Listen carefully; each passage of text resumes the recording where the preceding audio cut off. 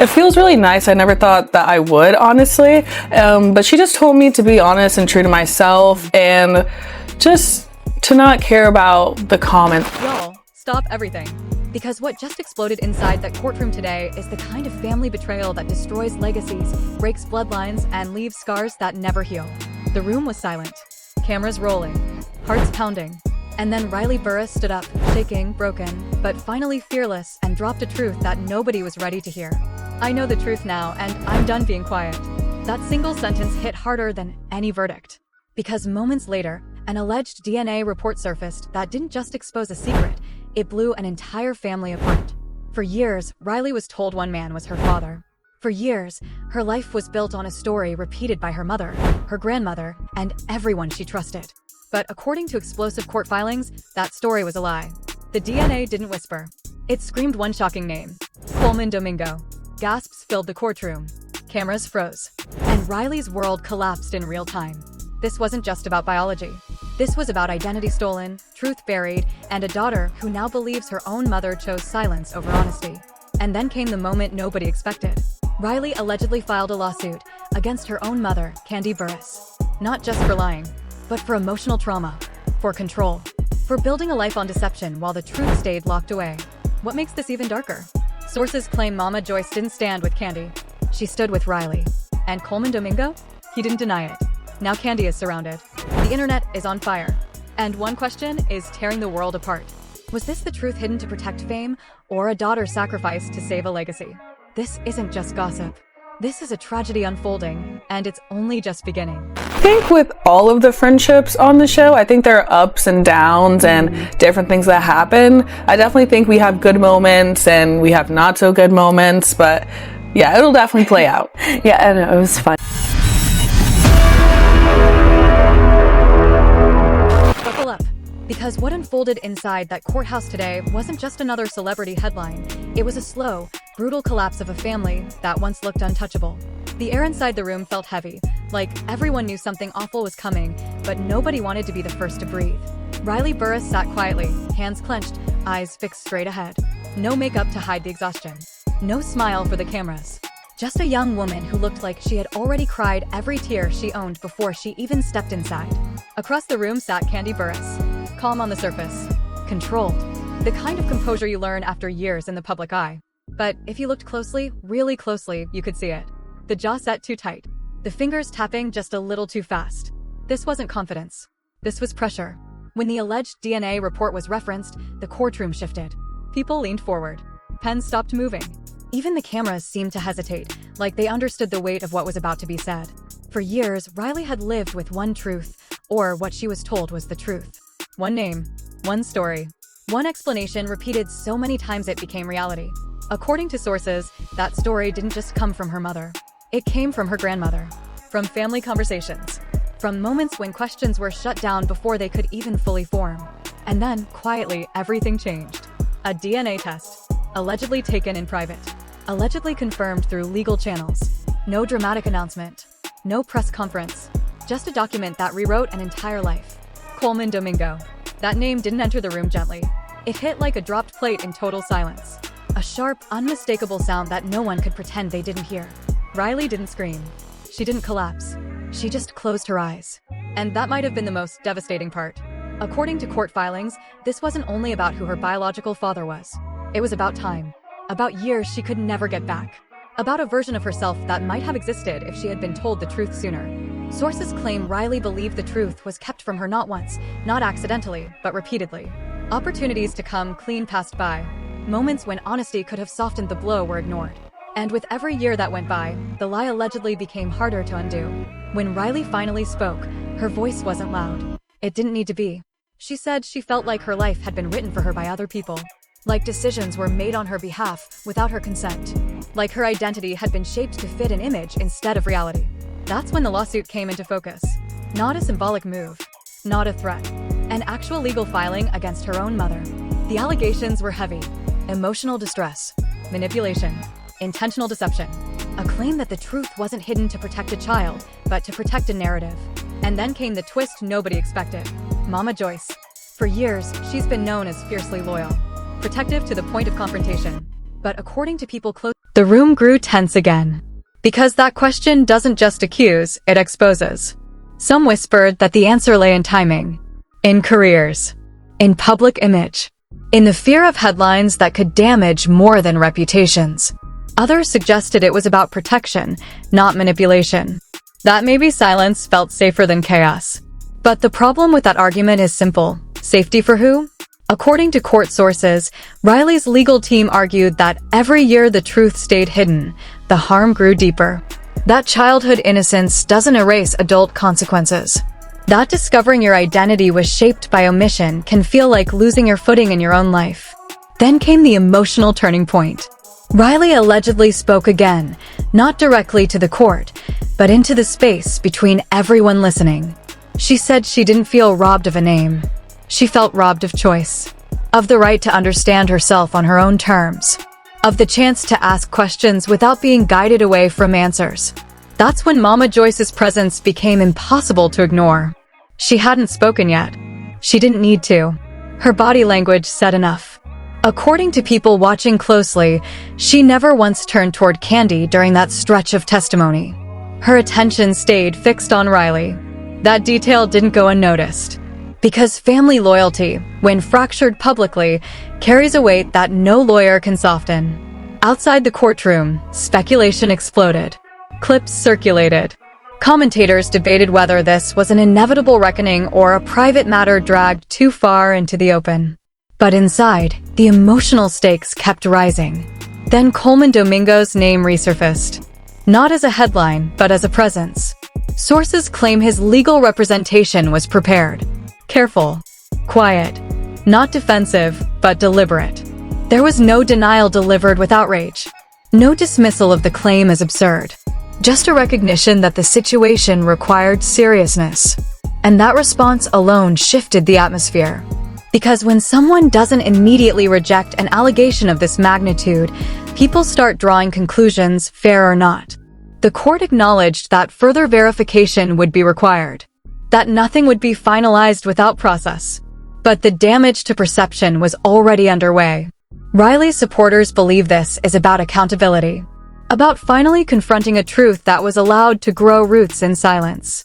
Critics argue the pain is being amplified by public exposure. That some wounds don't heal under a spotlight. But Riley didn't choose the spotlight. It found her the moment the truth came out. At one point, the court took a brief recess. And that's when emotions cracked. According to witnesses, Riley broke down away from the cameras. Not dramatically. Not loudly. Just quietly, the way people do when they've been holding themselves together for too long. There were no rehearsed statements. No calculated expressions. Just grief for the years lost, and for the version of her family that no longer existed. Kandi remained composed during that break, speaking only to her attorneys. But those close enough noticed something shift. The confidence she walked in with seemed dulled, replaced by the realization that no legal strategy could undo what had already surfaced. Because even if the lawsuit were dismissed tomorrow, the question would still hang in the air. Why wasn't she told? That question echoed through every corner of the room when proceedings resumed. Legal language continued. Arguments about jurisdiction, relevance, emotional damages. But underneath it all, the core conflict stayed painfully human. A daughter searching for truth. A mother defending her decisions. A family pulled apart by something that should never have been hidden in the first place. As the session ended, no verdict was reached. No resolution offered. Just a list of next steps and a future filled with uncertainty. Riley exited without comment again. This time, her expression wasn't just sad, it was resolved. Whatever happened next, she wasn't turning back. Kandi followed shortly after, shielded by silence, her face revealing little, but her circumstances speaking loudly. And as the courthouse emptied, one thing became undeniable. This case is no longer about a single revelation. It's about what happens when truth arrives too late, when silence outlives protection, and when the people meant to guide you end up shaping a version of your life you never agreed to live. There's more to come. More details. More pain. And as this story continues to unfold, the line between family and fallout grows thinner by the day. And with that tension still hanging in the air, the story refused to slow down. In the days that followed, the silence became louder than any statement. No carefully worded posts. No smiling appearances. Just absence. And in celebrity culture, absence is never empty. It's filled with speculation. According to people close to the case, Riley retreated from public view. Not to hide, but to breathe. To process the reality that every private memory she once trusted was now being questioned. Friends allegedly described her as calm but distant, like someone who had crossed a line she could never step back over. Kandi, on the other hand, remained under a microscope. Every move scrutinized. Every old interview replayed. Clips resurfaced where she spoke about motherhood, honesty, sacrifice. Words that once sounded inspiring now felt heavy with unintended irony. Commentators didn't wait for facts. They rarely do. Some painted Kandi as a mother who made impossible choices in a world that punishes women for every mistake. Others framed her as someone who prioritized control over clarity. The internet, as always, split into sides, but neither side could ignore the central pain sitting at the core of it all. Riley's pain. Sources claim more details began circulating quietly. Alleged timelines. Alleged conversations. Moments where truth almost surfaced, but didn't. Each rumor landed like another crack in a foundation already struggling to hold. Then came the emotional testimony that shifted everything. Riley allegedly shared, in a closed setting referenced by court insiders, that the hardest part wasn't discovering who her father might be. It was realizing how many people knew and chose not to tell her. That realization, she said, made her feel smaller than the lie itself. Because when silence is shared, it stops feeling accidental. Mama Joyce's role became even more complicated as whispers grew louder. Some claimed she had pushed for truth earlier. Others insisted she helped maintain the narrative for years. The reality, like most family dynamics, appeared layered and messy, far from the clean versions people wanted to believe. What stood out was this: she never withdrew her support from Riley. That choice alone reshaped how many viewed the situation. Because support, when it crosses generational lines, usually comes at a cost. And that cost was becoming visible. As for Colman Domingo, the pressure intensified without a single word spoken. His quiet approach, once praised as respectful, now fueled endless interpretation. Was restraint a sign of care? Or caution? Was silence protective or strategic? No answer came. And in that quiet, the narrative kept growing. Legal analysts pointed out that cases like this rarely end with a simple win or loss. Even if the court ruled decisively, emotional outcomes don't follow legal logic. Families don't reset because a document says so.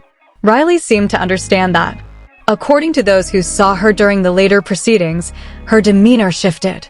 Less shock, more resolve. She wasn't seeking spectacle. She wasn't chasing punishment.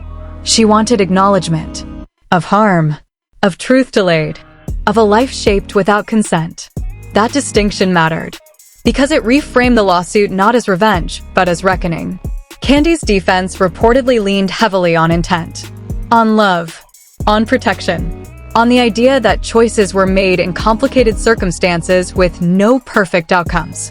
It's an argument many parents might understand, but understanding doesn't always heal. The courtroom atmosphere reflected that divide. Empathy on one side, accountability on the other, and no space left for denial. Outside, the story continued to dominate feeds. Supporters of Riley shared personal stories of discovering family secrets too late. Others warned against judging a mother without knowing every detail. The conversation stretched beyond celebrity and into something painfully relatable. Because at its heart, this wasn't about fame. It was about identity. Who you are when the stories you grew up with collapse. Who you trust when the people meant to protect you become the ones who withheld truth. Who you become after that realization. As the proceedings moved forward, one thing became clear to everyone watching closely. There would be no clean ending here. No apology could restore lost time. No verdict could undo the years shaped by silence. No explanation could fully erase the feeling of betrayal. And maybe that's what made this so unsettling. This wasn't a scandal you could scroll past and forget. It was a slow, emotional unraveling that forced uncomfortable questions into the open about family, control, and the price of secrecy. When Riley finally addressed the situation indirectly, through those close to her, the message was simple. She wasn't asking to be believed blindly. She was asking to be heard honestly. That distinction resonated. Because being heard doesn't require agreement. It requires recognition. As this chapter closed, the future remained uncertain. Mediation was discussed. Further filings anticipated. Private conversations hinted at but never confirmed. The story, far from ending, seemed to be transforming. Not louder, deeper. And in that depth sat a truth many were only beginning to confront. Sometimes the most damaging secrets aren't the ones revealed, but the ones protected for too long. This wasn't about tearing someone down. It was about standing up after being kept in the dark. It was about a daughter choosing clarity over comfort. And no matter how the legal process unfolds from here, one reality can't be reversed. The truth is out. And once it's out, it changes everything. And now it's in your hands. Because stories like this don't end when the cameras turn off or when the courtroom doors close. They live in the conversations people are afraid to have, in the silence families protect, and in the truths that only surface when someone is brave enough to risk everything. This isn't just about one lawsuit or one DNA report. It's about what happens when a child grows up trusting a story that was never fully hers. It's about the emotional cost of secrets kept in the name of protection. And it's about how fame can sometimes make honesty feel more dangerous than deception. Right now, opinions are splitting fast. Some say this should have stayed private. Others say privacy is exactly how the truth stayed buried for so long. And that divide is what makes this moment impossible to ignore.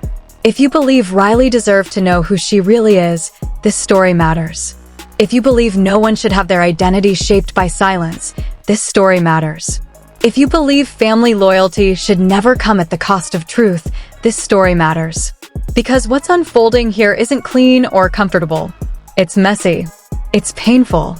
And it's real in a way headlines can't capture. The next court date is coming.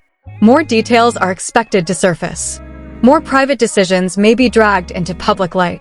And when that happens, there will be no undo button. So don't just watch this story pass by. Talk about it. Question it. Share it. Because the only thing more powerful than silence is exposure.